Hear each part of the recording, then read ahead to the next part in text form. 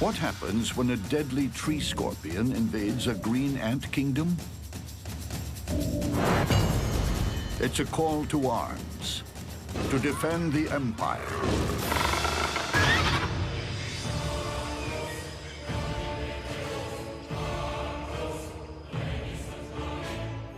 This plant is about to become green ant territory.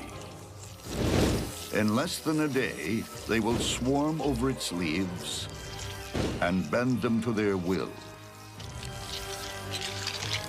It's empire building by an incredible society that thinks as one. Colonies are interesting things. This is where hundreds of individuals behave like a single organism. They may think as one, but they're divided into specialist teams. There are workers, porters, guards, and beneath this swarm of servants, a queen.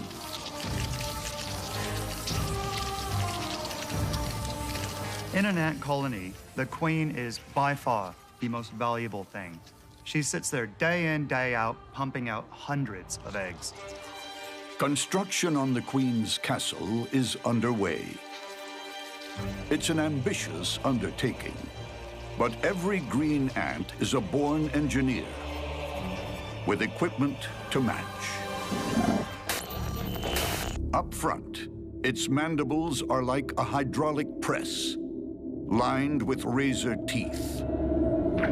On a human scale, they could lift a 7-ton truck.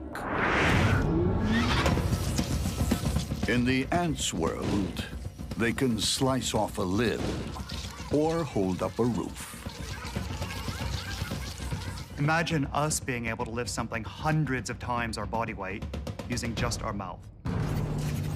With their jaws and legs, ants become heavy machinery, pulling massive leaves into a cocoon. For adhesive, they use silk spun from larvae, carried around like living bags of glue.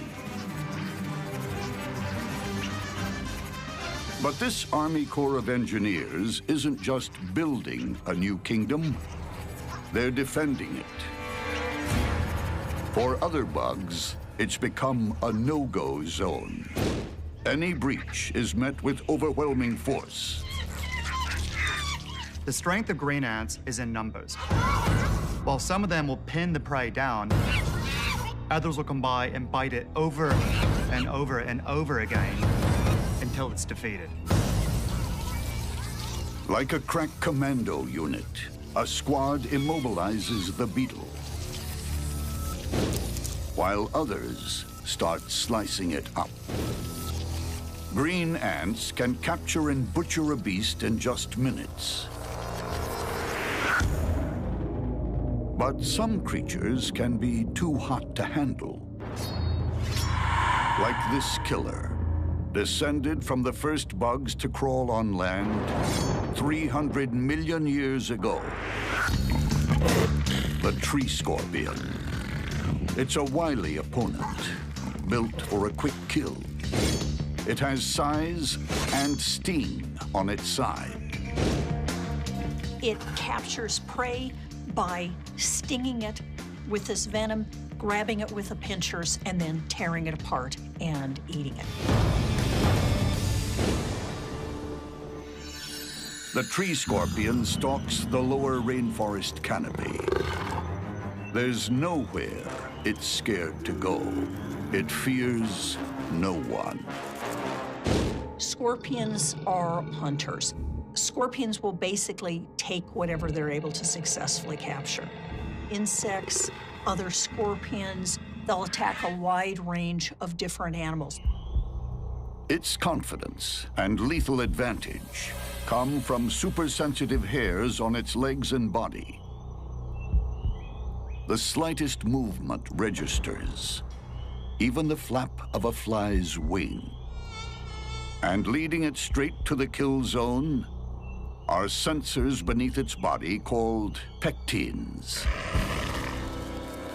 These pectines, think of them as combs, are extremely sensitive to substrate vibration. So as they're walking along, these combs are responding to vibrations from the ground.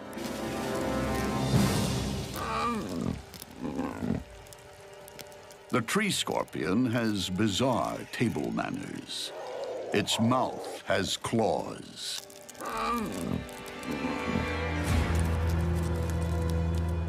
This creature knows how to look after itself in the rainforest. But how will it fare in a border dispute? Nearby, the ant empire is expanding overnight. The tree scorpion's territory is under threat.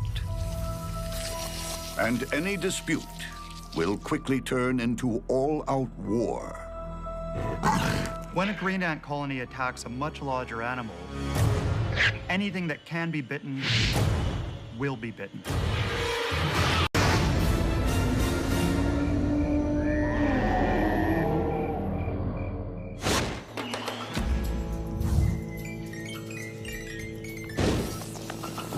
When green ants invade your territory, they don't negotiate. They simply arrive in their thousands and start building an empire. There's no diplomacy, no discussion. They owe allegiance only to their queen. Green ants are extremely territorial. They will protect their queen at all costs. The tree scorpion shows no such respect for the queen, nor her faithful subjects. It's been spotted by a lone scout. It's David versus Goliath. But no one's told the green ant. No matter how futile the attack, it's programmed to lock on to its foe.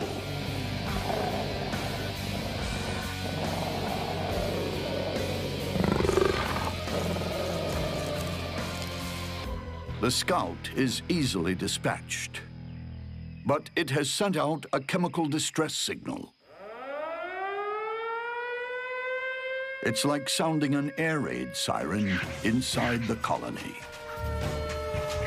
The defensive strategy of the green ants is built all around teamwork, sending out chemical messages that'll bring in lots of ants. You'll have hundreds of them pouring into that one area.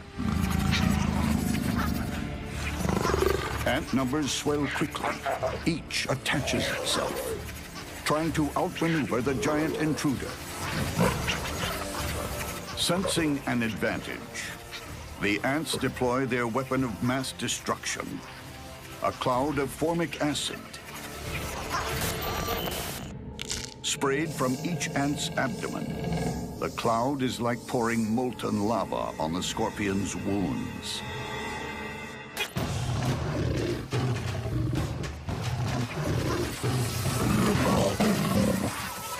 It lashes out, and its victims are piling up. Medic ants deal with the wounded.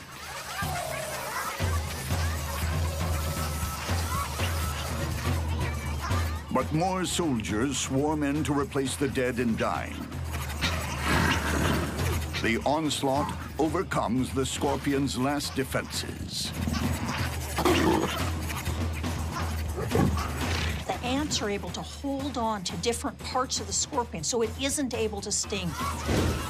There's a limit to how many it's able to grab with its pinchers. The scorpion is pinned, helpless. The ants then set about dismembering their victim, chewing through its joints.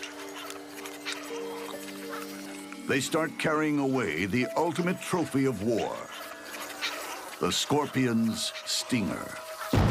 There's nothing their victim can do. Once it loses its sting, its fight is over.